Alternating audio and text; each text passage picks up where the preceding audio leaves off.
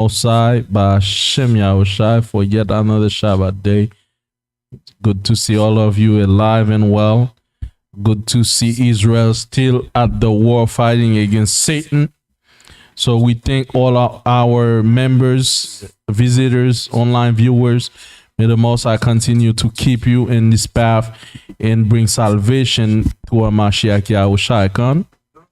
All praises, man. We're waiting for that day. We're waiting for our salvation. So may the Most High bring it expediently and speedily. All right. So Psalms 94 and 16. Ephesians 6 and 10 to open up. So our lesson is survival is the reason why we must unite. And let's do it before it's too late. All right. So my name and your host is Minister Yeshua with GYC Community. It's a community that have an aim of gathering the so-called blacks, native descendants, and our people scattered throughout the four corners of the earth, so we can bring back Israel home. All right. Okay. Ephesians 6 and 10.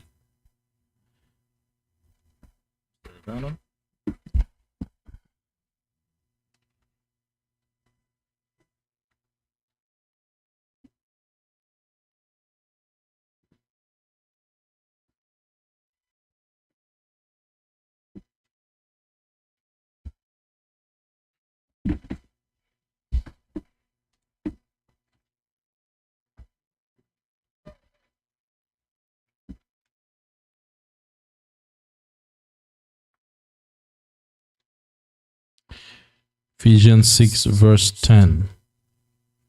I got it. The book of Ephesians chapter 6 verse 10. Ephesians chapter 6 verse 10. Finally, my brethren, be strong in the Lord and in the power of his might.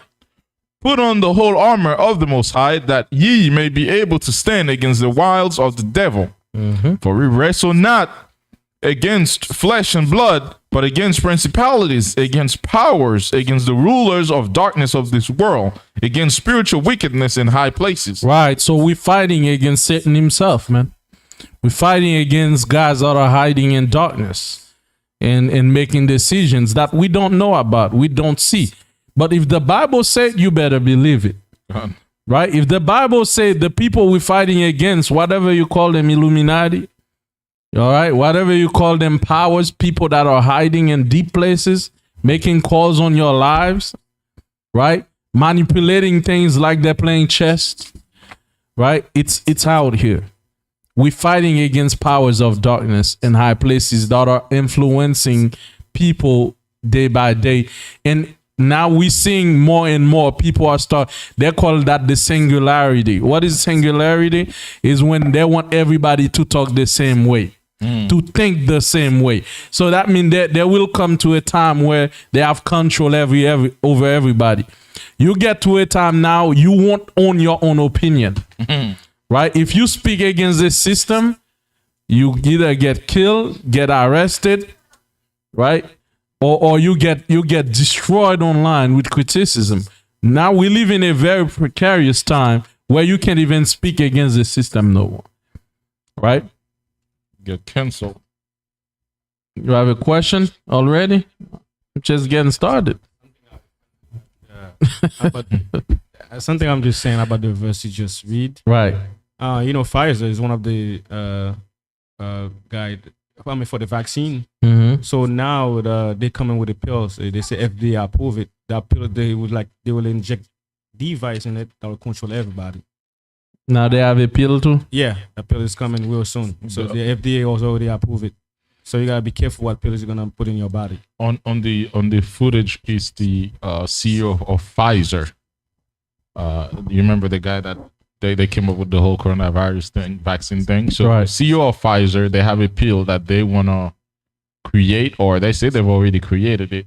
It has like a small little tracker on it that will be able to tell your insurance company that you actually did take the pill. Because a lot of time people they will get prescriptions, but they don't actually drink them. So the insurance company want to know, are you really drinking this thing? It's terrifying. Right. You know? So this is where we're coming at right now, Israel. This is precarious and dangerous time.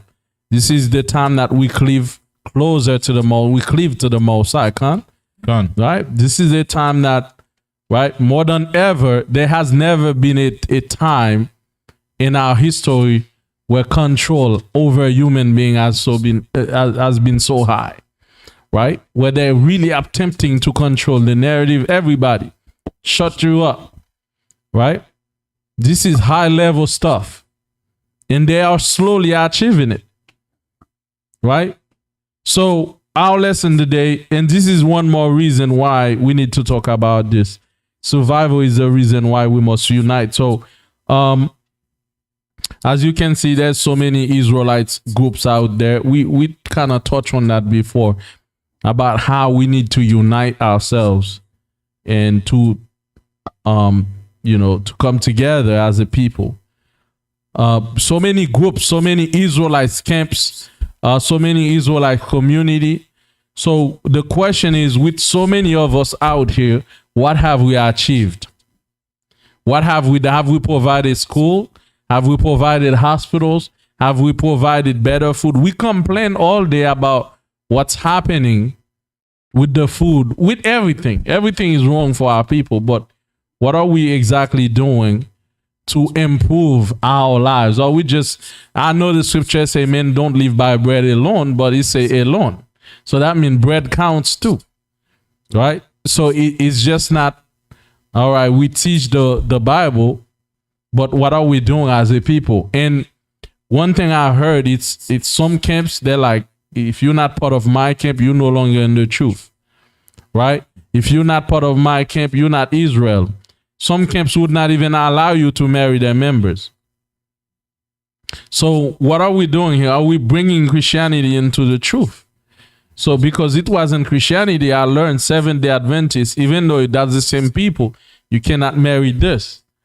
You know, the Bible never said you cannot marry that camp. It says you cannot marry strangers. God. And I'm not a stranger to you because I'm not in your camp, because I'm still your people.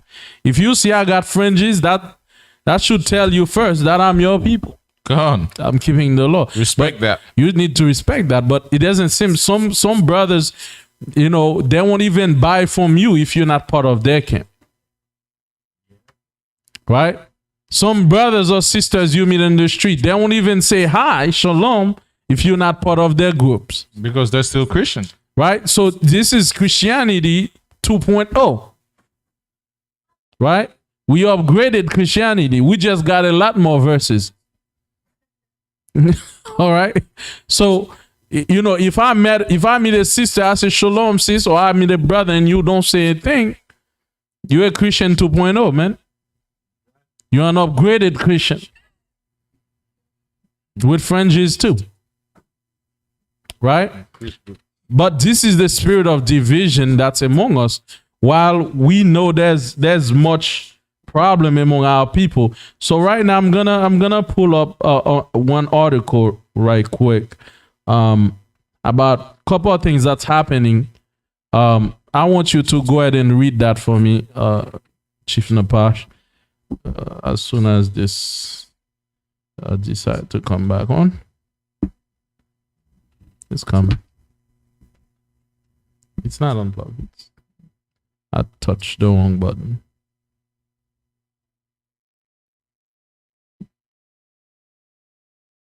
Yeah, come on. Yes. All right.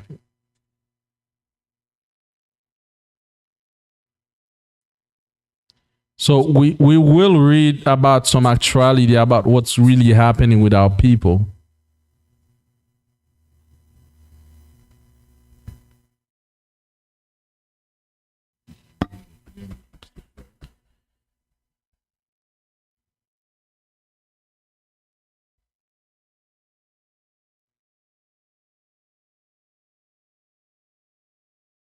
Okay. All right, there you go. So I wish I could put that on the screen for you, but you're gonna have to settle to hearing what's happening. Look at there's a new article that I found on BBC.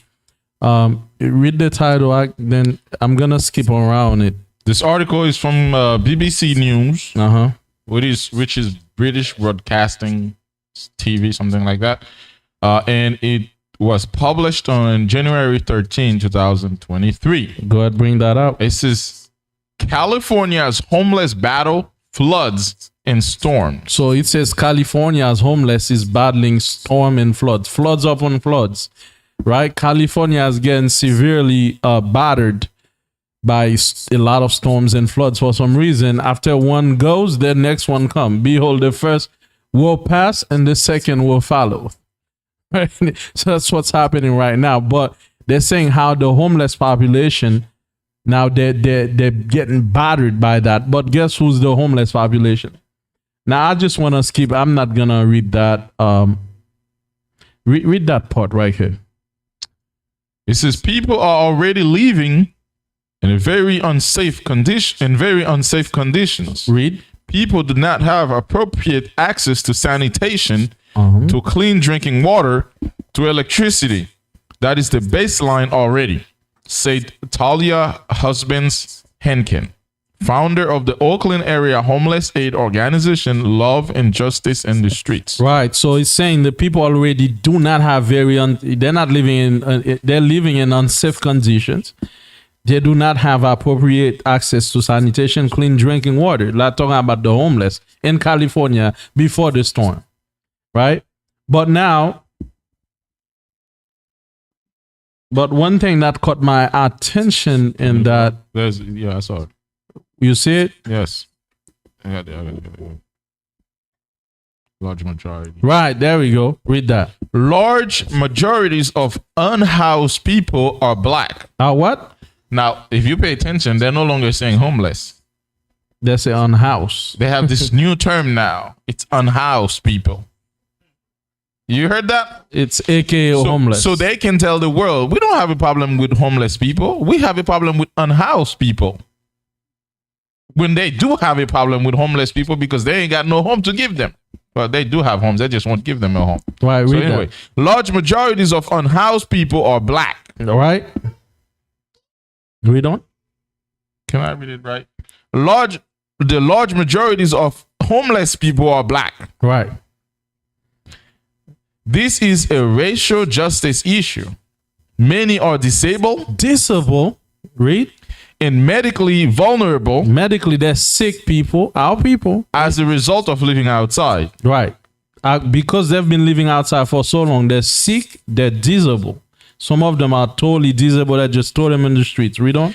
And then you add on top of that this extreme weather, and people's poverty is just destroyed. Property. I'm sorry. And people's property is just destroyed. Read. She said, they are soaking wet. Read. They are cold, and the weather does not seem to be letting up. Right. So these people in California, right now, we're talking about homeless, disabled men and women, black women and children too, that are sick. They're in the street. Now you can see this guy on the image. I wish I could show you. All his stuff are wet. Can I? What you got? It's one thing to read it in the article. In 2008, I went to California. It's one thing to read it, and it's another thing to see it. Like, I had the opportunity to drive around Beverly Hills. We drove around Bel Air. We see wealth in California. Some people live in it good. We were driving a 2018 Dodge. That was the poorest car. Like, people were driving Maserati. People were driving Bentley. People were driving Bugatti. I felt ashamed. But then until they drove me to Skid Row, and I've never seen so many homeless people in my life. And they were black people. Rows and rows and rows of tents and filth, and just, you would see the condition of our people. You would be appalled. The rich just drive right through it to go to Beverly Hills. Literally. And when I saw it, I see, I don't understand. This doesn't make sense. How could they say make it so make rich, sense? and yet the poor is so poor? And guess what? Again, that's why our so people. rich. That's why it's so rich, because, and this is what they're managing to do with the wealth gap. They're trying to leave us completely in the dust while they really get everything. This is what it's all about, right? So the new laws, the new strategies going around, you understand, right? With the new technologies that are coming out where robots will be replacing people. Now we got the new chat GPT, which now a lot of people are going to lose your job. They're already talking about how nurses, soon they won't need y'all, right? Because what they're going to need, they're going to have, they're really advancing the robotic programs so they could replace nurses, they could replace even doctors. They can have robots tell them how to do operations. Right? So this is what's happening. They're really leaving the pool in the dust. But one thing I want to point out is like these people right there, they're soaking wet, they're cold in the weather, and the weather is not letting up. So now that's just a pinch of salt in our problem as a community, as a people, right? The other problem we have, we're gonna go in, right? We have a war going in Chicago, right? Let's talk about Chicago, Illinois, right? Chicago, Illinois, between 2010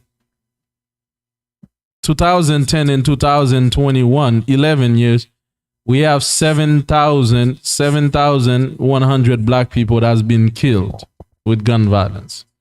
That's in 11 years, right? 7,000. But from 2001 and 2021, that's 20 years in Afghanistan. You know how many soldiers died? 4,000. Well, 4,000, but I mean, shot and died, they say 2,456. So there's from 2001 to 2021, 20 years, we have less soldiers that died than in Chicago alone in 10 years. 20 years war, 2,400. I'm sorry, the 4,000 I said was for Iraq, so not Afghanistan. That's Afghanistan. So in Afghanistan, 2,456 soldiers have died in the span of 20 years. But in Chicago, so about in the same of 10 about years. the same timeline. No, not same timeline. 10 years. Oh, my bad. 2010. 10 years. In half of that 10 years, there's been 7,100 people. So tell me if black people, we're not in a war zone. Now, that's not only in Chicago that's happening. Homicide is the number one killer of black people in America. Right? We're talking about Detroit. We're talking about black people's getting killed left and right in all major U.S. cities. Okay, so what's that telling us? We're dying from gun violence. We're not even talking about abortion. We're not talking about the men that are in prison not having babies, right? We're not talking about the financial ruins, the oppression, the destroy of the family structure. When I say family structure, we're about a lot of black men turning homosexual and black females. We're not talking about a destroy youth. So all those lead to what? To one thing, death, right? Get me Isaiah 1 verse 8 right quick. So as you can see, we as a people, we got problems, right? We got problems all over. Now we only talking about Chicago. We're not even talking about Africa. We're not talking about Haiti. Right now, Haiti is crazy. They call it the most dangerous place on the planet. Haiti is the most dangerous place on the planet right now. Number one. Only 40% of the capital of Haiti right now is controlled by the government. So 60% of a country's capital is controlled by gangs. Right. Like kidnapping is rampant. Killing is just. They go out there, they see little peoples with their little business. They take their money from them. They take their merchandise and shoot them now. That's what's happening right now. Okay, we're not talking about all over the place. Wherever our people is, it's crazy and it's death. And I'm not gonna mention countries' names, but there are weapons that actually have their army's name stamped on them. Right. If you guys know what I mean. Imagine you have a country like Haiti and you have guns, not one, many, that have a foreign military information stamped on the gun. So what does that mean? That country take the guns and give to the gangs, because a country so poor like that, how could the gangs and afford guns that cost more than $1,000 US? So let me read it. The book of Isaiah 1 verse 8, right? Right. The book of Isaiah chapter 1 verse 8. Read on. And the daughter of Zion is left as a cottage in a vineyard. 1 and 6. Salakia, the book of Isaiah chapter 1 verse 6. Read on. From the sole of the foot even unto the head, there is no soundness in it. Meaning there's no part. The Bible's comparing us to a sick person. It's saying, I look at the patient from head to toe. There's nowhere that's not beaten. That's not sick. Injured. That's not injured. Read on. It says, but wounds and bruises and putrefying sores, they have not been closed. Right. Neither bound up, neither mollified with ointment. So the Bible said, the Bible look at Israel as a people. It says all over we like a sick person. We sick from head to toe, injuries everywhere. And nobody even bothered to close them up. Nobody even bothered to bound them up. Nobody's doing a thing. It says putrefying sores. Petrifying sores, meaning a sore that's petrifying, meaning he's been there for so long. Now it's giving, I don't want to even say it. Pulse. Right? I don't even want to say pulse. Right? So it's been for so long. The issue has been for so long, but nobody bound it up. Nobody's doing a damn thing about it. Okay? So as Hebrew Israelites, what are we doing for these homeless in California? So I have to ask all of us, what are we doing with the gang activities in Haiti? What are we doing with Africa? There's a slavery going on in Africa as we speak. They're selling our brothers and our sisters over there too. Okay? So it's everywhere. In Brazil, crimes. What are we doing with are we just going to talk, or are we going to actually unite and take actions?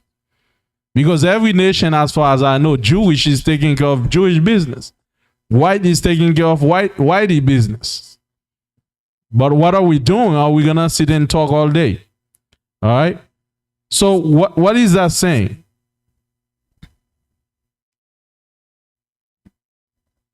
What you got? I was watching a documentary. The documentary is about white slums in South Africa. Right. You know how the white people in South Africa used to oppress the black people? They used to have something called the flying squad, which is white people with the police officers with dogs, with machetes, with all kind of batons. They're beating people and literally let dogs unleash on kids in Africa. So now black people in Africa start rising up and white people become the minority and they become poor. Like right now, being white in South Africa is not a good thing. And you can see Esau start crying. They're like, we can't live like this. I'm like, yes. They're doing really bad. I'm like, this is the beginning of judgment that's coming to you. But you know what they've done? They create those slums. It's communities that they create that allow other white people that have found themselves homeless to come in and stay for free. Right. So even though they're poor, they still allow their own people to come in, stay for free. They'll be like, yeah, this is your spot. You can just stay there and you can set up your tent. And they provide them free water. And also every night they give bread and hot chocolate, I think. So it goes back to show you, even at their lowest state, they try to look out for one another. Right. But like the question you asked, Minister, what about us? What can we do to help our people? Right. So now, if we're talking about unity, so why can't we unite as a people, even as Hebrew Israelites? Why can't we unite? So I'm going to tell you the first reason why we can't unite. The first reason why we forget the very first principle in the building block of a nation. What is that first principle? Who knows what is the reason why people become a nation? Who knows why? You say love. I want to hear you. Why does people gather themselves to group themselves together to become a nation? What is that foundation? Why? Protection. One accord. Okay. Those are not bad answers. But there's a key. What is it? Okay. Wealth. Send the title. Send the title. Say, hey. There we go. Survival. This is the only reason why people become a nation. It's survival, right? But we as Hebrews, we thinking maybe one day we all will get all these doctrines together, then we'll become a nation then. Nah, that's not going to happen. All these doctrines will never fall in line. We need to look at first, we need to survive. This is why I put all these events happening to our people. Because when will we unite though? Are we going to wait till the doctrines are aligned, or are we going to start working on our survival? Because you see, in every aspect of our people, we get destroyed. Education, like there's nothing, as the Bible says, we sick from head to toe. So we forget, all our people forget that the number one key to a unified nation is that we need to see the urgency to survive, or we won't survive. It's as simple as that, right?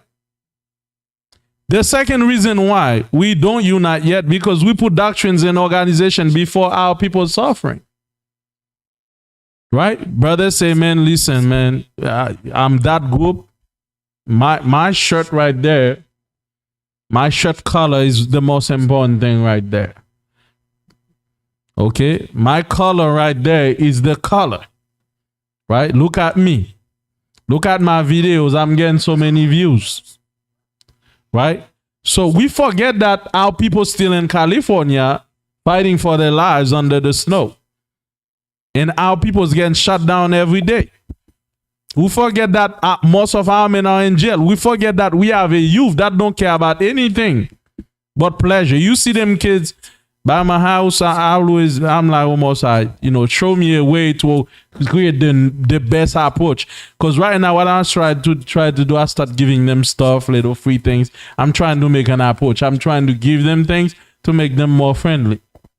Right? But the kind of music they're listening to, bro, like they're listening to certain music.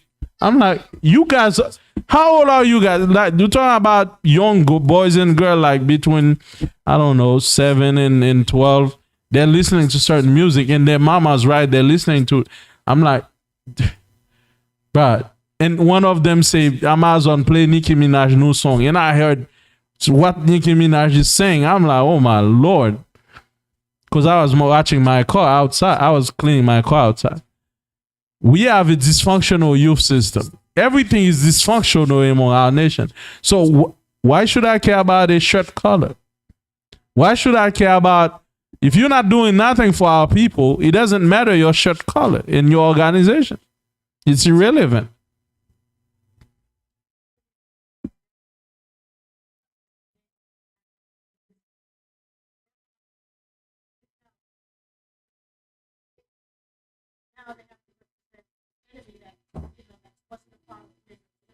Right. Right. Exactly. We claiming sections when now we turning into gangs. Cause I know a lot of people die because the Crips and the Blood, because you were wearing the wrong shirt. Right? We putting the truth in the context of religion, man. This is a nation we're building here. And the key is not doctrines. The key is not organization in its name. The key is survival as a people. And I'm going to tell you one secret. No one organization can guarantee, all by itself can guarantee black people's survival. It's going to take all of us to put together to do this. Right? So first we need to decide and be like, okay, like, yeah, doctrine aside, we need to survive. We need to survive. We need to be able to send that would now there was an Israelite group with the Haitians, our people that was at the border. They bring a truckload of help. You know, big up to these brothers. I don't mention their names, but big up to these brothers that went on the border and offer help and bring food when nobody else would do anything. This is what we need. Right now, we need more Israelite organization. Just like we go on the street and pack, we need to go to California and give clothes. And isn't that what the truth is all about? We need to have major charity organization that go over there and be like, okay, here's some clothes, brother. How do we help? How do we, find a shelter, create shelters for our people? Right? What is this truth is all about? Is it about doctrine, organization, or actually, building our people up? What you got?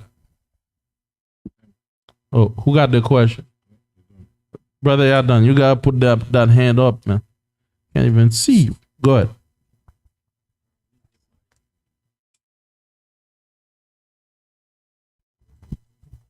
Yeah, Kwam, give him the microphone. Yeah, they can't hear you online. So, I was watching videos on maybe Thursday, and I came across this one. I told you guys one of these one Saturday, but so in Dubai there's this man.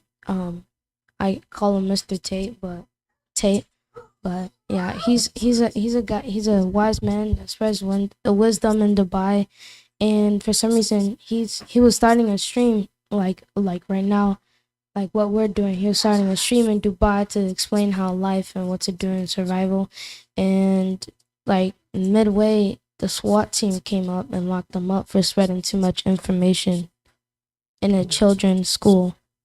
Really? I won't be surprised, brother. But here's the thing. The other thing we can't unite beside the doctrines. First, remember, we can't unite because we forget the very first principle of a nation. That is what? Survival. This is why people unite. Because I want even in the jungle, any little animals walking by itself, you're at great risk of getting snatched by something else. Right? This is the reason why animals even groups together. The same principle applies to us. We have to put our survival first. Right? This is the key, right, for us to unite. If we think about, man, listen, if we don't come together, we won't survive. This should be the main motivation. What you got? And maybe you probably will get to that. One of the keys of survival is to be fit for survival. And that means having the right mindset, having the right ideas to come together and stuff like that. But even in the wild, they tell you is the survival of the fittest, meaning those people that are fit for survival will ultimately survive. Not only the people, exactly. The people, not the individual. Right. Because no individual can survive on its own in the wild. So as a people, for us to survive, we at one point will need to be fit for survival. There we go. We have to come together. So now we got to realize that when I say no individual, because we got a lot of lone wolves Israelites, right? They're working by themselves. They be like the individualites, right? You can't really help by yourself, right? You don't have enough, especially us as a people. We don't it's really hard for one man to even help out because we simply do not have the resource. It is going to take all our people to pitch in to do. And how much we can do if everybody pitch in? Yeah, your camp got 1 million men. What about you? Each one of them getting $1. That's 1 million. That can start something, right? Right? So now the third reason why we cannot unite is that I notice among our people, every man want power. They love the decentralization of our people. Meaning what? Every man is about, I want to be the head. I want to be the chief. Some men are sensitive and they don't want to lose their place. If we unite, maybe there won't be the chief man. right? So, but one thing we need to realize, this is a bad mentality, and this is why people are trying to hold on to their organizations, right? I know certain brothers that invite certain camps to come together. They don't want to, right? Either they feel better or they feel their positions are threatened. Israel, listen, survival is the main thing. It's not your position, right? It's not your position. All right, get me 1 Corinthians right here.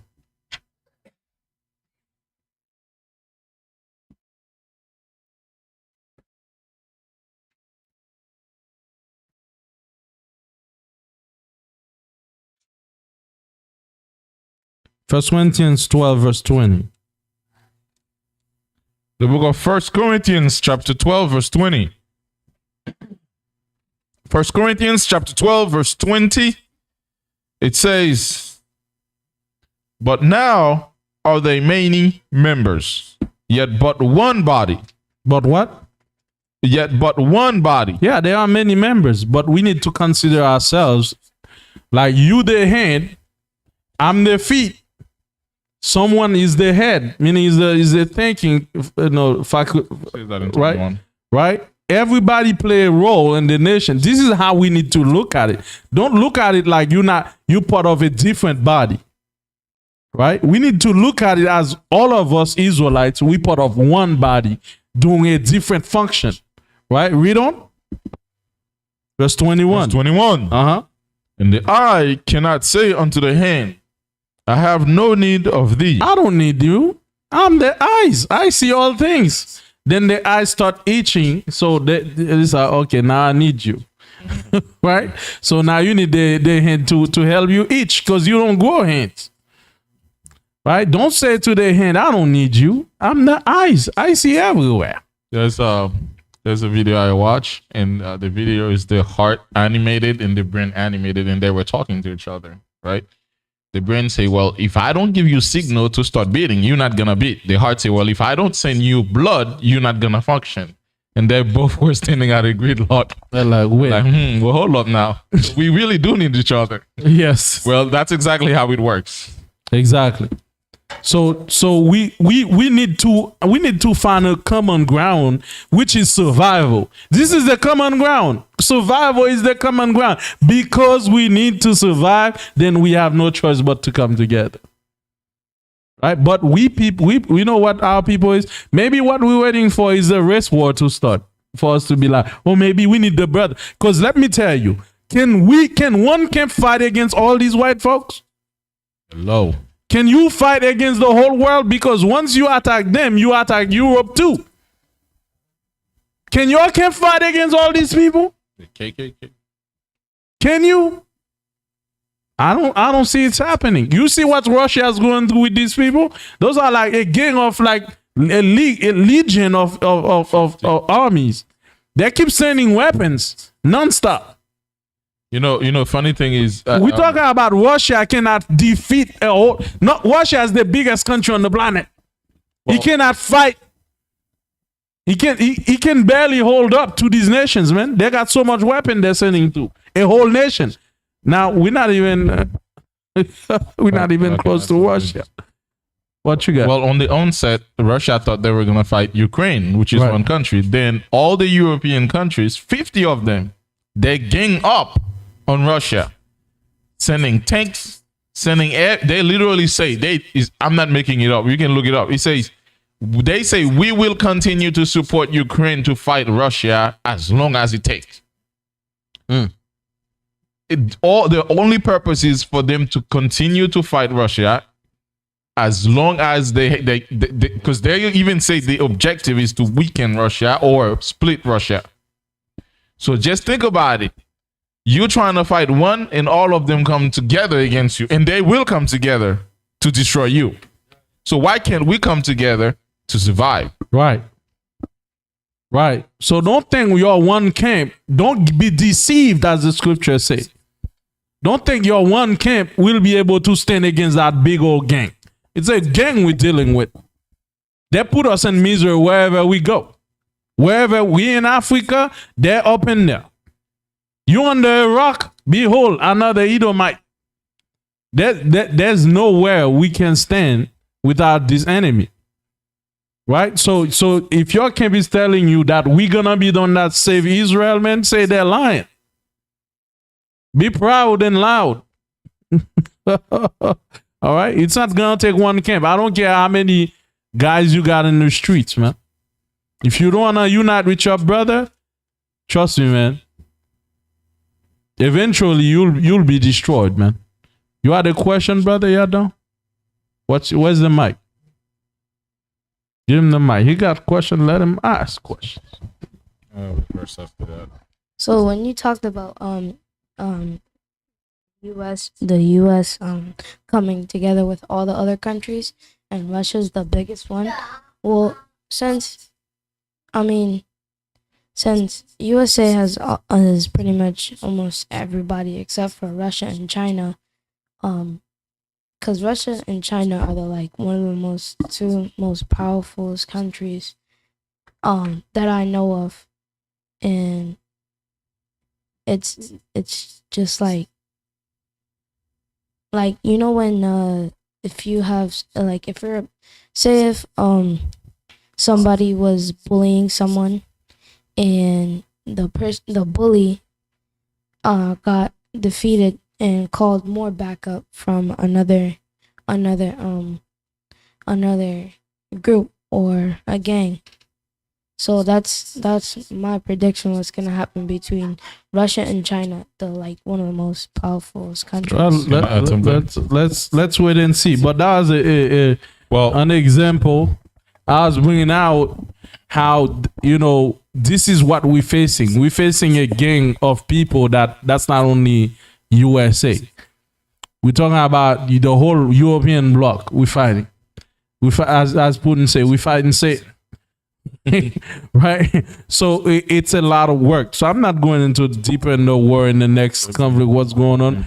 But it's just, I'm showing you that one camp can't do it. It's going to take all of us at least to even stand a chance. I'll just make a statement and I'll read a scripture. And just to kind of respond to what he's saying. Well, the nations, they're actually learning something from Esau. They're learning something from America and Europe. They know America and Europe, 10 countries in particular, they always gang up. They come together and they have the whole world follow them. So China and Russia, they start doing the same thing. They start collecting friendly states to counter that system. Right. So they're learning something. But in the book of Psalms, chapter 83, verse 6, verse 5, it says, "For they have consulted together with one consent." That's the first thing. That gang, they always have one consent. They agree. Right? They are confederate against thee, the tabernacle of Edom, and the Ishmaelites, the Arab, of Moab, and the Hagarenes. So you might see the difference between them, but those nations, they are confederate against us. Right. Even if you see like Russia and China, they have problem with Europe. Wait till it comes to us black people. They will come together with one consent to destroy you. Exactly. So that's one thing you don't know. The Bible says the tabernacle of Edom, meaning, the tabernacle of Edom, meaning the whole house of Edom. Like that's USA and all these nations. Right? Now we're talking about Hagarenes. We're talking about all these other blocks with them too. It's not only the house of Edom. Edom managed to confederate everybody against you. All right. So it's you against the whole UN bloc. Right. So this is the force we have to fight. But you thinking that it's about me and my organization. Get out of here, man. Right. If you make it about your organization, we'll never be out of here. We'll never have a chance to save our people. Right. The only way we get out of it, let me tell you, the minute one of us start having organization to help the homeless, they'll change laws. The minute we start trying to change things, they got problem because they don't want things to change. They don't want things to change. You think they want things to change? Right? So this thing, it's a large battle in front of us. It's an uphill battle. And it's going to take a lot of hands, a lot of sacrifice to make it happen. Trust me. All right? So now the other thing is, we too judgmental as a people. That's the other reason why we can't unite. We extremely judgmental. What does that mean? Now, I'm not saying we should not tolerate sin, or we should tolerate sin or something like that. But one thing about our people, one thing we can't unite, black people's looking for every little flaws, so they just don't unite. The differences. Every little thing. Oh, he was having a video by mistake. He go like, he's the devil. He didn't know he did that. They make a whole video about it. Oh, he had a sitting sign. Oh, look at his garment. That look like Masonic garments. Listen, every little things, we finding every little things not to come together. We really but now, don't even wait till you actually stumble. Don't even wait till a leader would actually fall, like sin or something like that. Oh, man, you cooked and grilled. Right? But look at the white man. Bill Clinton, she actually went and slept with a woman with the nuclear codes. Right. He actually deal with a woman while he had the nuclear code, right? And that's a major violation. Look at Trump. Trump attacked the entire Congress with his troops. Right. Look at that. Look at how white people treat each other. This is a lesson. This is why the Most High sent us here, so we can learn a lesson how we should have lived. Compassion and mercy. We don't have none of that. People that try to overthrow the government, they give them like 2 years in prison. While for marijuana, we get 10. Listen, the number of crimes that Trump and his organization has committed, the things he's said and he's done, any one of you would have been in prison for a long time. For a long, long time. This man got impeached twice, and for some reason, he's still not behind bars. There's been cases of him not paying employees. There's been cases of his organization committing fraud, not paying tax, everything you can think of. He's still here. Insurrection. But you know why? Because there are people in Congress, there are people in the government that will protect this man no matter what they cost. Not only that, because they say, listen, this is an American president. How did it be? It's gonna look bad on us. Had it been Minister Yeshar or had it been Minister Dawad, all the camps would gang up to destroy what we have built. Right.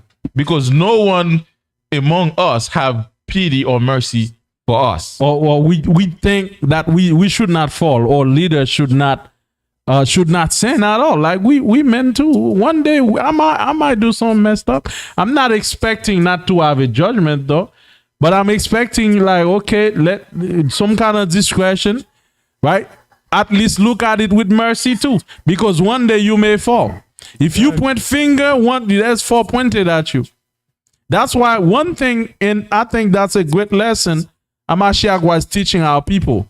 When the people come with their rocks ready to kill the adulterous woman. Yeah. Amashiach said one thing: you haven't sinned, stone her first. You know what lesson Amashiach was trying to teach our people? That you all have something wicked. Have a little compassion and mercy. Yeah. Because we get to a point where until today we're the same way. Like every little thing, we put it under the microscope. We will not let anything go, and we won't forgive anybody. Right? We can't even look at our brothers with mercy. Like we got Kanye West. Like he coming out and saying with the real Jew. Instead of for some of us is applauding him, and we start looking, well, he sold his mother to the devil.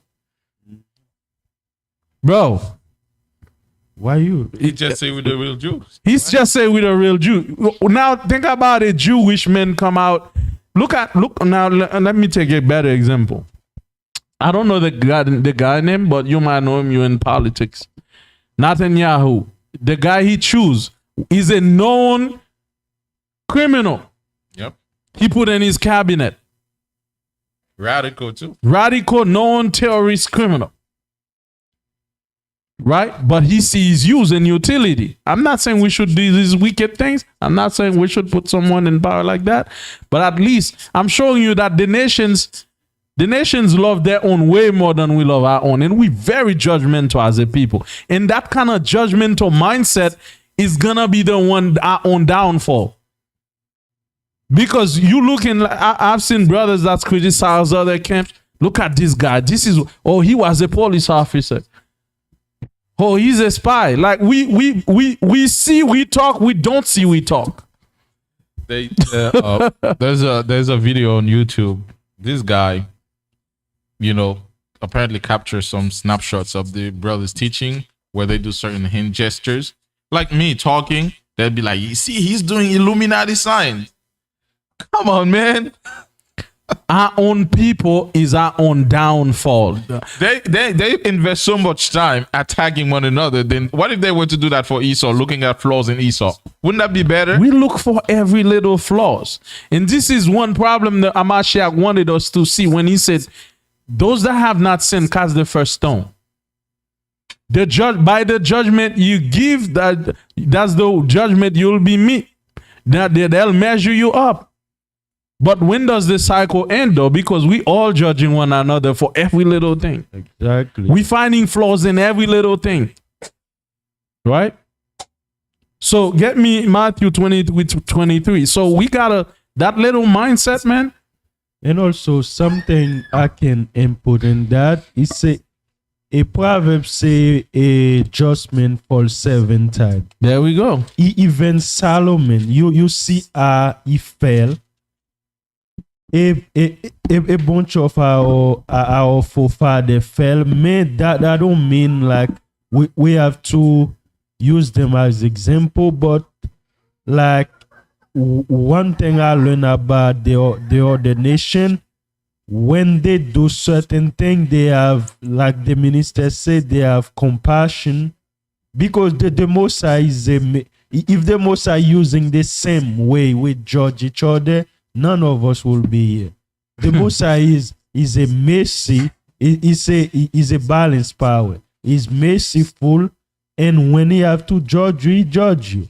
But us, it's just like we don't give no space for flaws or anything. We don't give no space for flaws. It's just like we all perfect. No. Read that Matthew 22:23. The book of Matthew, chapter 23, verse 23. Woe unto you, scribes and Pharisees, hypocrites. What they were? Woe unto you, scribes and Pharisees, hypocrites. Hypocrites. And I'll explain you why they were hypocrites. Read. For ye pay tithes. Where am I? For ye pay tithes of mint and anise and cumin, and have omitted the weightier matters of the law, judgment, mercy, and faith. These ought ye to have done, and not to leave the other undone. Right. So the Bible say what is the heavy weightiest matter of the law? Is what is it? It says, and have omitted the weightier matters of the law, judgment, mercy, and faith. So it says, woe to you Pharisees, you hypocrite, because all you care about is catching people committing adultery. But tax fraud. And all you got your microscope looking at everybody, but not only you have your own sin you're dealing with, right? But also you take the weightiest matter, the most important thing out of the law, which was what? Judgment. It says judgment, mercy, and faith. Mercy and faith. Laws don't work without mercy. Right? But our people know mercy. They're always pointing finger at somebody. Right? So how can we unite in this condition? Because the minute we'll unite, we have a leadership board, our own people gonna bring them down. Look at this guy. He used to do that. He used to, yeah. He repent, maybe. I don't know. Maybe he get his life right with the Most High now. Right? Yeah. Oh, he did that. Oh, look at his clothes. Oh, where that money goes. He steal that money. Without asking no question, we quick to judge. And we all, every man is I'm holier than thou. That's what Amashiach call a hypocrite. We need to We need to really consider our lives, man. If not, we're not gonna be able to unite. And also one thing in this system we're living right now, they don't think people can change. Just like when you go to jail, and here you have a record for all your life that follow all your life. They don't think people can change, ever change. Even you change, you never go to jail for 20 years, nothing happened, you still have that. It's just like our own people. If we used to do something like 20 years ago, they still say, yeah, this guy used to do that. Right. They never think you can change. They never let it go, man. So here's another thing. We don't respect and obey our leaders. Even if we have leaders, you see how the nations, man, they respect their leaders, right? Like when Biden go to a country, you see every man like the army, like everybody like on point. Black people, the only leaders we respect, they have to be white, right? We don't consider any man that put the work in as a leader that's respectable and honorable man, right? That's a problem among our people. And that's not only here in USA, it's in Haiti, it's everywhere. We don't respect any form of government. Right? Get me that Exodus 22, verse 28. It's because we lost our way, man. The book of Exodus, chapter 22, verse 28. Right? Exodus, chapter 22, verse 28. Thou shalt not revile the gods, nor curse the ruler of thy people. Those gods represent the leaders. You will not revile the gods, nor curse the ruler of thy people. You're not going to revile, not curse them, speak bad against them, speak behind them, disobey them, especially when they're telling you the righteous things to do. Right? You're not going to disobey them. We need to if we are to unite, we need to learn how an empire works and come under a branch and structure, right? And respect and obey in all things. Because if we don't do that, the nations, what keep them going is because if the president say this, that's what they do. Right? If the president give that order, that's where they go. Look at DeSantis. He gave order not to teach American. There's some American history class, African American history class. He's gonna ban it. But who's gonna teach it once he does? Black people, we start a whole revolution. Everything we start a revolution. We want to destroy our own country, right? And the last one, we like discretion. What is discretion? Who knows what is discretion? The word discretion.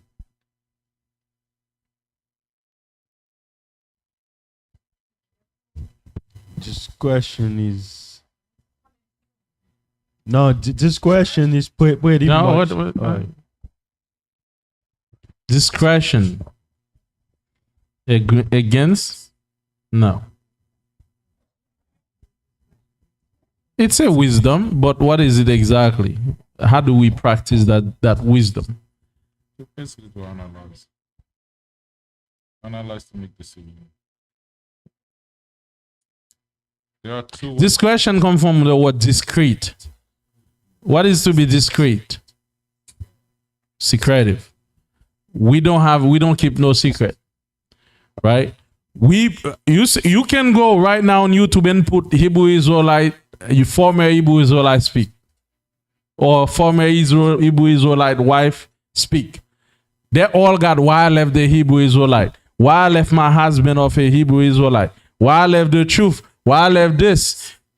We let me tell you, I learned something. Dirty laundry, it's washed between what? Between family. Right? So if we have issues, you don't need to go on YouTube. How many white people you see do that kind of stuff? They talk about how they left their husband and what their husband used to do. Only us as a people. Exactly. You can type Chinese women talk about what she went through with her Chinese man. Zero in the search engine. If you put black women talk about what she did, her ex-black men, we run our mouth. Exactly. Discretion. We cannot be telling the nation all that about us. Every issue got to go on the internet.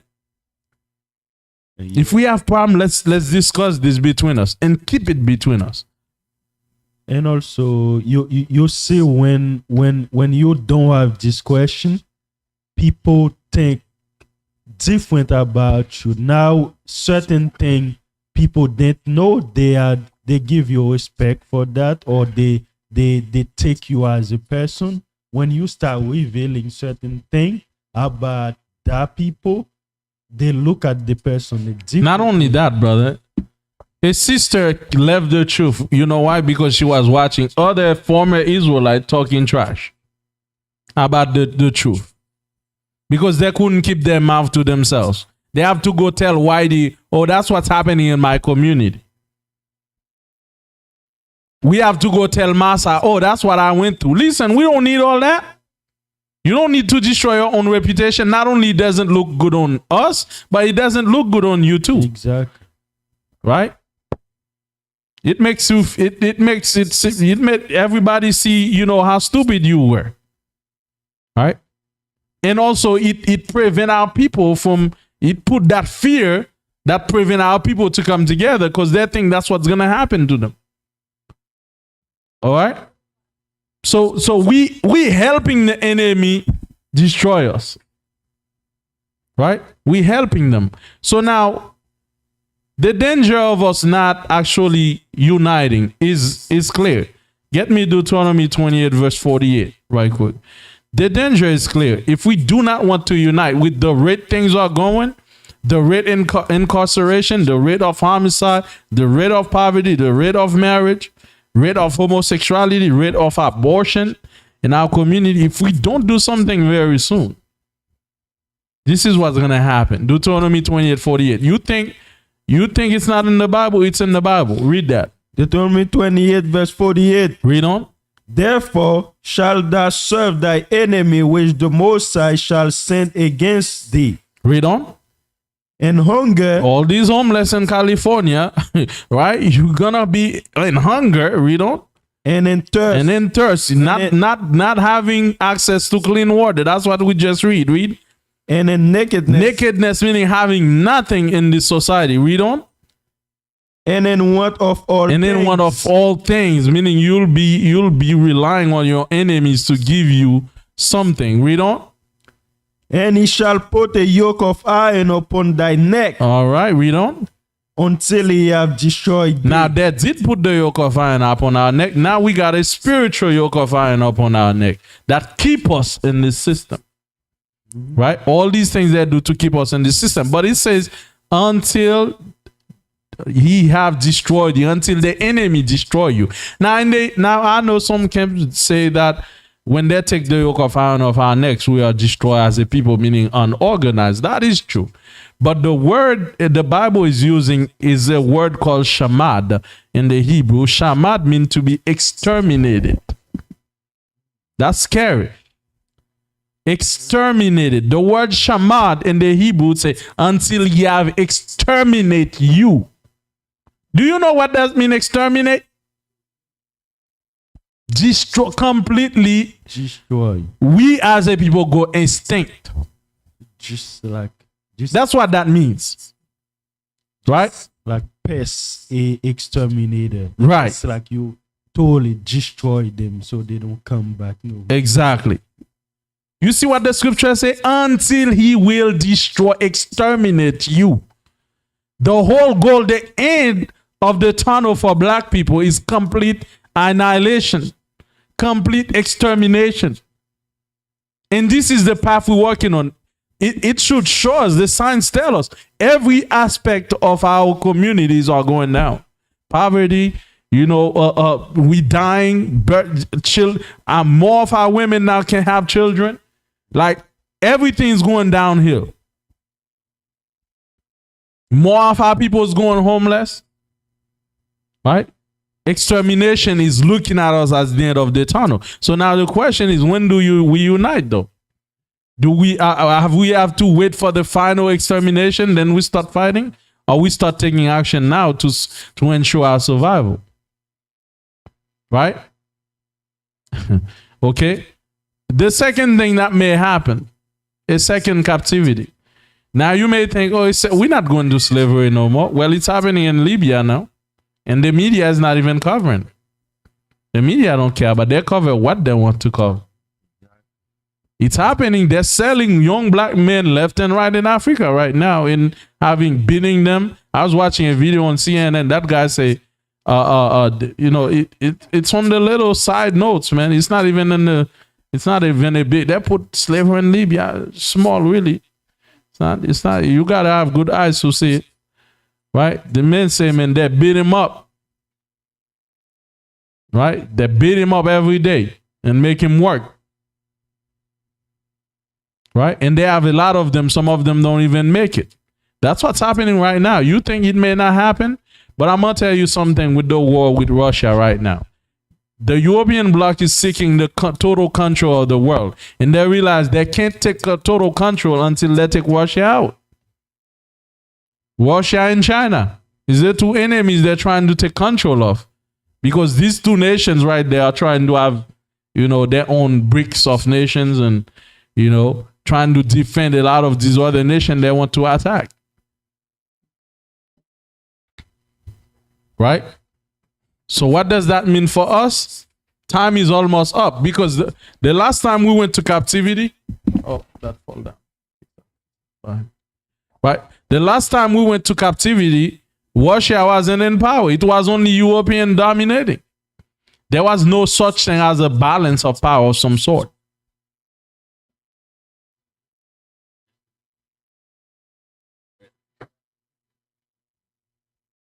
Right?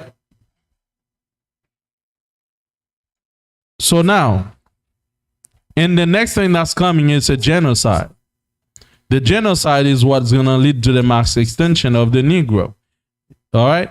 Now, you might think, oh, it's not going to happen in America. Right now, I was reading an article about a Jewish lady. She was talking about how many Hebrews are there. They say, should we be worried about them Hebrew Israelites? How many are there? They're saying there's about 7 million of us in America. So it's something they should worry about. Now, you might think a genocide is not going to come, right? First of all, for that to happen, they'd have to take down Russia, because Russia is the main party that really don't agree with that European bloc. That's why they don't do a lot of things in the European. That's why they're trying to take Russia out. Because someone is still watching, right? Someone is still saying, no, y'all can't do that. Because with the UN, if it wasn't for Russia and China, certain things they want to do, they just go ahead. Everybody agree except for China and Russia. That's how it works in the UN. Before, let me just add something. If you don't believe it, that LGBT law, every country, ultimately they want every country to pass that law. Right. To accept LGBT, to accept transgender. Well, Russia has a law right now that's banning LGBT and transgender propaganda. They don't ban it outright, but they're banning people from going out there and teaching or forcing kids or putting it on movies and Netflix and all that stuff. Because that's what they do. In United States or in European countries, they put it in everything. They start creating like transgender toys. They start putting it in Netflix and all the movies. But in the meantime, Russia is doing that. What they banning those things. So they're countering that system. And like Mr. Yeshua said, Russia and China are the only countries that's standing against that wicked system. Right. See, that's why the book of Daniel says the iron was mixed with clay. I mean, there's a part of the iron, right, that make it not that strong. Right?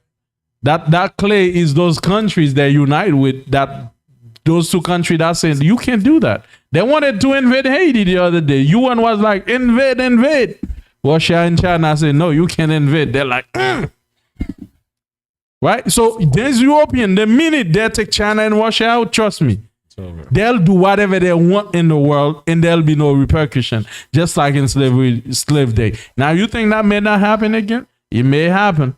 All right, keep your eyes open. And we must do something before those things happen. Now, here's another thing. We learn from Rome, under Neo, King Neo, he massacred a bunch of Jews and blame it on the Jews. And in Rome, when they were persecuting Christians, those were not Christians. Those Christians, because we know the first Christians were Israelites that believe in Christ. They massacred them and they replaced them. They committed complete genocide, killed millions of our people. You know, when you hear about the gladiators, those were our people that put to fight with lions and getting killed in the cages. The book of Revelation called them the martyrs of Christ. Right. If you got that, get me that. Those were Israelites that were killed by Rome because they're starting to rising up, and Rome saw them as a threat. And right now, they're seeing our people as a threat. They don't like what they're seeing right now. Trust me. And you think one camp gonna stop them? Only unity gonna get us out of this place, man. The Bible called that the Jacob trouble. Jacob's trouble is a mass slaughter they're preparing for our people. And they got the technology to do it. The book of Revelation, chapter 17, verse 6. Revelation chapter 17, verse 5. Let's start on 5. And upon her head, and upon her forehead was a name written, Mystery, Babylon the Great, the mother of harlots and abominations of the earth. And I saw the woman drunken with the blood of the saints. She was what? And I saw the woman drunken with the blood of the saints. Man, she's drunken with the blood of the saints. And with the blood of the martyrs of Christ. Martyrs of Mashiach are those that were directly the apostles. They kill Paul, they kill Peter, they kill everybody. And they're drunken with the blood of the saints. And if I can add, one of the reasons why that name is so mysterious, and it's called Babylon the Great, is that country in one form or another has been in existence for now over 1,000 years. Right. Starting with Rome drinking our blood, the French Empire. Starting with the Greeks. Exactly. The Greek Empire drinking our blood. The Romans, they've done the same thing. The French, they've done the same thing. The British Empire, they've done the same thing. America has done the same thing. One way or another, those nations continue to drink our blood. Right. We've been victims for thousands of years in those countries. Now get me Revelation 14 and 12 while you're at it. It's like the patient of the saints. The book of Revelation, chapter 14, verse... You shall make war with the saints. Is that 13:10, that killed with the sword? Yeah, he shall make war with those that keep his commandment. It's 12. Oh. 12 and 17. Okay. The book of Revelation, chapter 12, verse 17. Read. And the dragon was wroth with the woman. Read. They have a problem with the woman representing Israel. Read. And went to war with the remnant of her seed. So they had war with the remnant of her seed. We are the remnant of the seed. Read on. 12:17, brother. Read on. Again, to back up what we just read, because they drink the blood of the saints, is the same people. The saints, the seed of the woman, which is us. Okay. It says, and the dragon was wroth with the woman, and went to war with the remnant of her seed, which keep the commandments of the Most High, which keep the commandments of the Most High. We can't say that's Christians. Christians say the commandments are done away with. Right? We are the only groups right now that are striving for the laws and preaching God's commandments. Nobody else care about God's laws in these last days. So we know, because we're keeping the commandments, we'll be under persecution. It's wartime. For those that keep the commandments and what? And have the testimony of Hamashiach. So if you're keeping the commandment of the Most High and have the testimony of the real Messiah, the black Messiah, you at war with the white Messiah. Gone. Right? Because they're not going to sit there and see everybody. Right now, they're like, man, we find out a lot of Hebrews, a lot of black people are Israelite, but we find another 3-something millions that incline to the view that they're really curious about it.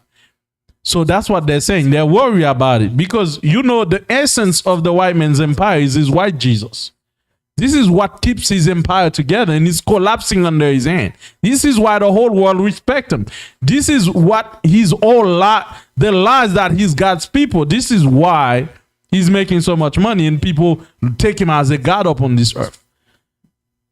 This image is his very image, and now it's crumbling under his hand. Primary tool of conquest. That's the primary tool of conquest. This is what he used in the past to make sure that the nations comply, because he make them think he's God's people. If I can add something, I was watching a video, and the video is a tribe deep in Africa. These people don't even know how to read. But you know what they have? The lady was like, "This plate is for Christmas." I'm like, "How do you know about Christmas? How do you know about white Jesus?" They don't know how to read, but they already have the picture of that white Jesus. They sent missionaries deep with white Jesus. The tool of conquest is to go with that image along with the message that come with that image and tell you that they are God. So deep far in Africa, people start loving white people and respect them. Right. Okay. So now you think they're gonna stand idle and see us taking down white Jesus? We are at war, ladies and gentlemen. Coming to this truth mean war. And this is one more reason that we need to gather and start doing it yesterday. Right? Because if we don't, trust me, like you think this is a joke, right? It's gonna be a joke until you start seeing what's happening out here. You know, get me Zephaniah 2:1. So here's some facts for you. First of all, white people won't fix our problems. It's been 400 years. Hello? Mm-hmm. They won't fix our problems. You think they will? Right now, I was listening to a white guy. He said, I went to some promoters. I say, would you promote a music that's anti-homosexual? They say, no, that's abomination. He said, would you promote a music that speak against, that's tell men to beat women? Right? He said, no, you wouldn't do that. But he said, then why you promote music that's promote black men killing other black men? He said, well, that depends. That's what people want to hear. He said, well, according to what I know, most of the records are bought off by white people, not black people. White people buy black music more than black people buy music. So it seems like white people want that. It's not black people that want black people to murder each other. But there's another problem. Black people still listen to it. But who's promoting it and sponsoring it? Them. They want us to shoot each other. And you wonder why Chicago and in all the major cities, we have black people killing and murdering each other, man. Because they're not going to change things. They love it when you're killing one another. They make money off of it, right? So the injustice continue. Just from the beginning, the murder continue. Disenfranchisement is an all-time high, right? We're losing more business done more than ever. The wealth gap is higher than it has ever been. Our homeless population is sky high. Abortion is sky high. So you think things are changing or they're getting worse for our people? How many of you think it's getting better or getting worse? I don't think it's getting better by the statistic. Right? But somehow our people, because we got some black people in position in Washington, they think, you see, it's getting better. Don't be deceived, man. Don't be deceived. Read on. After that, I'm going to get some scripture. Something. Zephaniah 2:1. The book of Zephaniah, chapter 2, verse 1. Gather yourselves together. Yea, gather together, O nation not desired. O nation what? O nations not desired. A nation not desired. What does that mean? Not desired, brother Yada. What does that mean? Gather yourselves, O nation not desired. What does that mean if you're not desired?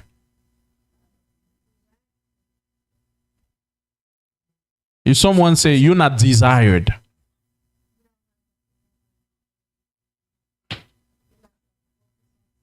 no. What does that mean, desire? Maybe next week in Macedonia too. Right? What does that mean, desire? Adonia? Right, to want something. So what if something is not desired? Exactly. So the Bible says, God, read that again. Gather yourself together, yea, gather together, O nations not desired. Or nation not desired, meaning that a nation that nobody even want around. It says, before the decree bring forth. When do we have to gather? Before the decree bring forth. That decree is before the white man decree that they should purge every Negro out of his society. Read on. Before the day pass as chaff, Right? before the fierce anger of the Most High come upon you, Right? before the day of the Most High's anger come upon you. That's three or four times the Most High said, before. Don't wait. So you can't say I'm waiting on Yahweh to unite. He done told you to. Because he done told you before it happens. You need to come together. Before. This one here. What you got here? The book of Psalms, chapter 50, verse 5. Read. Gather my saints together unto me, those that have made a covenant with me by sacrifice. Right. That's what the Mosai's keep calling us to do. Right. Here's another facts you don't know. Not only white folks won't solve our problems, but a lot of you may say, well, I mean, we'll never agree together. But that's okay. There's no nation that agree 100% on everything. That's why I'm saying put the doctrine aside, because it's fine you have all your doctrine. As long as we ensure we survive, that's what matters. And in fact, the beauty of the differences sometimes is what make us a great people. Exactly. There will not be a time when all black people will agree with everything. That will never happen. That has never happened with any nation. Right. Even in America, we got different political classes. That's okay. Imagine if every place you go, every house in the United States, everywhere you go, they all eating the same breakfast. What's the meaning of life? Right. Everybody agree on the same thing. Isn't it better to go to different places? He's eating a different breakfast. So in Israel, that's how it's gonna be. There's gonna be some differences. It has to be But different. this is what's gonna make us a great people. But remember, keep in mind, your survival is more important than what you believe. I am with you. We are together because we need to survive. It's the doctrines don't make nation. It's survival that make nation. We'll never agree with everything. I'll never agree with what some can teach. But he's still my brother. I'll kick an Edomite butt if you touch him. Right? I'll help him out in time of trouble. I'll be there for him. Because survival is the key, ladies and gentlemen. Right? So survival need to remain the main objective and motivation. All right. Now the next thing we say, the Most High did not say we should wait to unite, right? Because I know a lot of you say I'm waiting on Yahweh. What did Mashiach said about the kingdom? Where's the kingdom? What? I can't hear you. It's among you. It's within us. What verse is that? We remember what verse is that? Kingdom is within us. Everybody go to Matthew. What about Luke 17:21? You love Matthew too much. See. Get me Luke 17:21.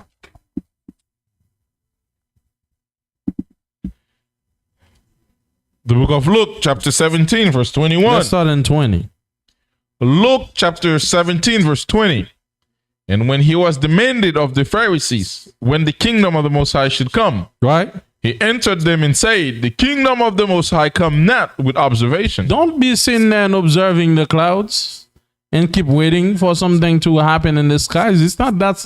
Like when you talk about the kingdom, the coming of the Most High and the kingdom is two different things. The coming of a Mashiach and the kingdom is two different things. A Mashiach will come on his own time, on his own term. And the kingdom of the Most High after. The kingdom of the Most High is already here. It's us, God. simple Negroes. Right? The kingdom is us. That's two different things. We don't have to wait for yes, we're waiting on Yahweh Shai, but we don't have to wait for the kingdom. We can start building it today if we want to. These two different things we're talking about. Because the Pharisees confused that too. They say, when is the kingdom coming? It's like, you silly. It's not coming to observation. You are the kingdom, fools. Right? You are the kingdom. What you talking about? Right? Read on in Luke 17. I finish that. Verse 21. Verse 21. It says, and neither shall they say, lo, here or lo there, for behold, the kingdom is within you. He said, man, don't keep telling you about, oh, Lord, my kingdom is here, my kingdom is there, my kingdom is in that camp, in that camp. No, we all together make up that kingdom. All we got to do is gather ourselves together. A nation not desire. Simple formula. So it's not far. It's something we're waiting on Yahweh to unite us. We should have been united yesterday. Mashiach is not preventing us from coming together. Exactly. Though. Last time the brother minister had a lesson. When they don't give us what we need, we build it. So now we're too comfortable in America. We don't even wanna strive for the kingdom. But soon we gonna think we should build it like yesterday, like the minister say, because nothing is coming for us. It's gonna be okay. Yeah, that's why we were waiting for, because at the end of the day, they planning day and night to destroy us, but we like a sheep. Say we're waiting for to be slaughtered. We sitting there waiting to be slaughtered, man. Yeah. Our people don't want to put the efforts. Brothers and sisters, you that come here, put your hand into the kingdom, man. This is the kingdom. It's already here. This is not a church. That's the kingdom. Right? Right? So what can you do to help the kingdom? We're talking about Jehovah Witness Kingdom Hall. Ain't no Kingdom Hall over there. We're still in poverty. Right? How can you benefit each other? We benefit each other. What can you do? It start with first among us here, then with all our brothers out there. How can you put your hand? What can you do to improve our lives? When we talk about the kingdom, we talk about this. Read that. Matthew 6:33 right quick. The book of Matthew, chapter 6, verse 33. Read on. But seek ye first the kingdom of the Most High, Read. and his righteousness, and all these things shall be added unto So you. if you want better life, if you want better school, if you want better hospital, if you want clean food, if you want better farms, if you want all these good things, you driving nice car and all that, the Bible say, put your plans on this side. Focus on building each other up. Once you build each other up, then guess what? You're going to have all these things you're looking for. Because that's what the kingdom of the Most High is all about. That Israel come together, keeping the law, practicing righteousness, then all things will be added. Because together we're strong, can? Gone. Right? If we put together, we can do a lot more. You never going to have a school by yourself, will ya? Right? How many of you will own a hospital by itself? Even in America, most of these hospitals are owned by many people. Exactly. Many organizations coming together. Many people decide, listen, we're gonna build a big store. You think Walmart is owned by one person? No. You think Sam's Club, by example, it's not owned by one person. It's a bunch of people putting together. They create what we call a Sam's Club. Shareholders. Yeah. It's not gonna be by yourself. Don't stop being individualites. Right? And when it comes to the defense of the nation, not one camp's gonna do that. That's for sure. All right, we almost are. All right. So another fact you need to know. We said it earlier. Don't believe that one camp will do all of it. Okay. So here's a couple of solutions. I'm gonna give you 5 things we can start doing today that don't even involve doctrines. We don't even need to talk about doctrines. As Israelites, we can do these things. Take notes. Number 1 thing we can do right now, we can unite Israelites farmers to start a food supply network. That's the biggest thing. Israelite farmers to start a food supply network. Because if the white men say you can't go to my store right now, or the kind of food they're feeding us, if we're not happy with it, why don't we unite all those that know how to farm and create a food supply, a network where we can network that food throughout the Israelite communities, can? We don't have to talk about doctrines for that, do we? No. The second thing is we can come together, we create a massive charity organization. Right? That organization respond to every single problem our people have. Right? Right? Many people, I know a lot of brothers would volunteer to be part of that organization, right? If there's a problem in California, we just call people in California, brother, how many of you want to go to California? We have a mass load truck of help. Just go help our people. That's what, right? We don't need doctrines for that, do we? Right? Right. We just need to be Israelites. All right. The other one is under that massive charity organization would aim to create Israelite rehab centers, because a lot of our brothers and sisters come to the truth. They don't stay because they're still addicted to drugs and smoking, a lot of things, that they've been dealing with. We need to get their heads straight. This is why they go creating crazy doctrines, because they're talking about crack doctrines. They're still on crack creating doctrines, right? Weed doctrines. Crack teachings, right?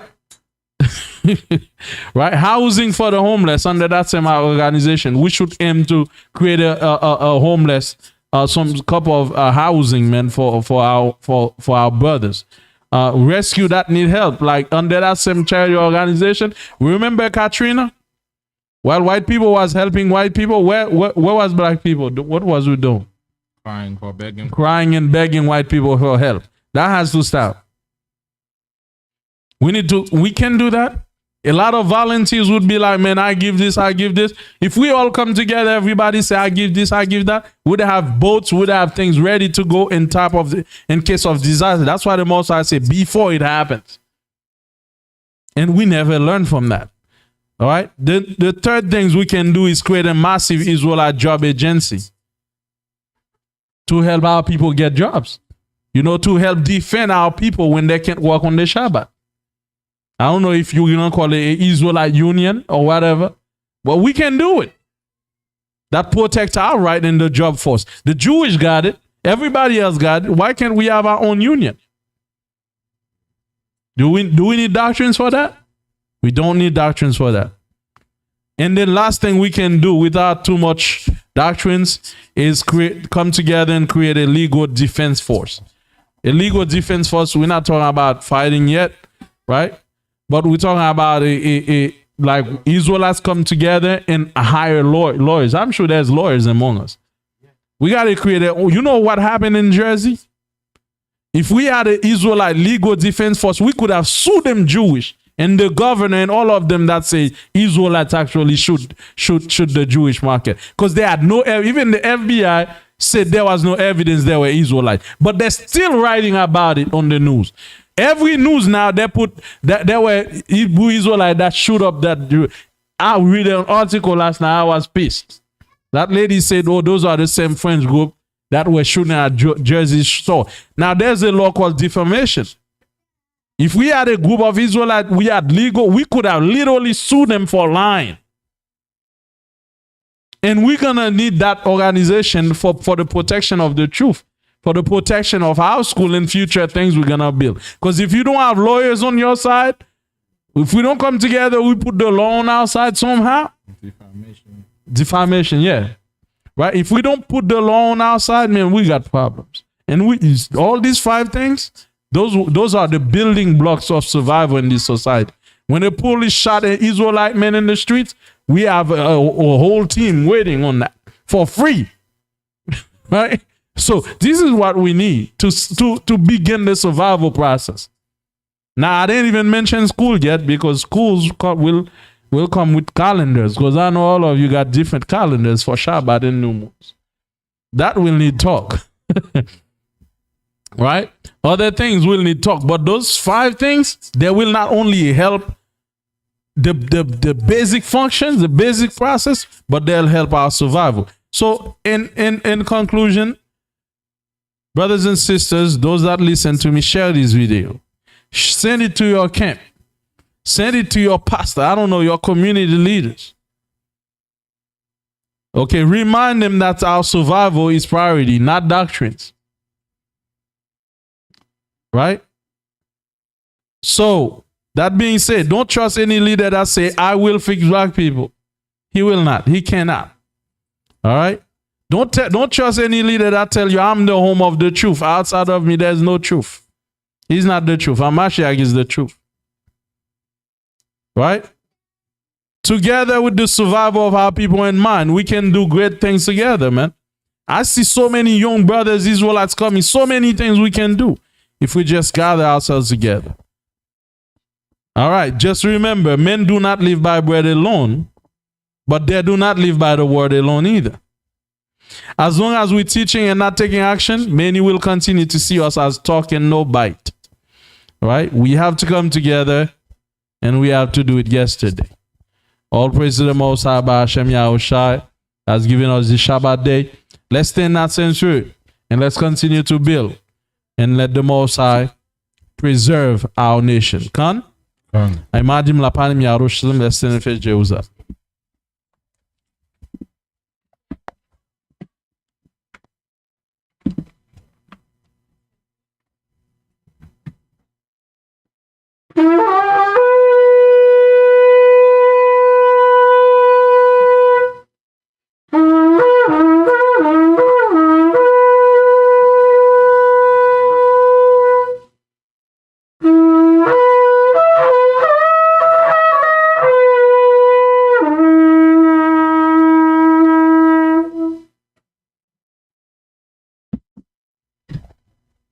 Hallelujah.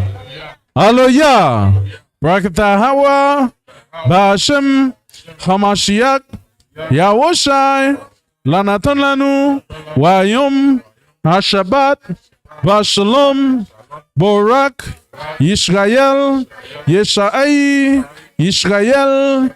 Yechak. Shatan. Yechak. Shatan.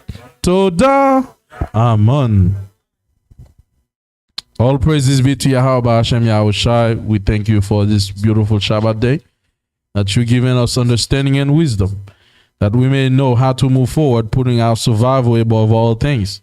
But this walk, this life we live in is not about our doctrines. It's all about our survival. It should be the main and the key ingredient in the unity that we envisage to bring forth. We pray that you put that same mindset in the spirit, in the mind of every leaders, in the mind of every actors, and in the mind of every teachers in Israel, that we may move with humility, knowing that we need each other to survive. Pray that you bless this community, GYC, that we may continue to be willing to be used in the kingdom in the building of the kingdom of the Most High.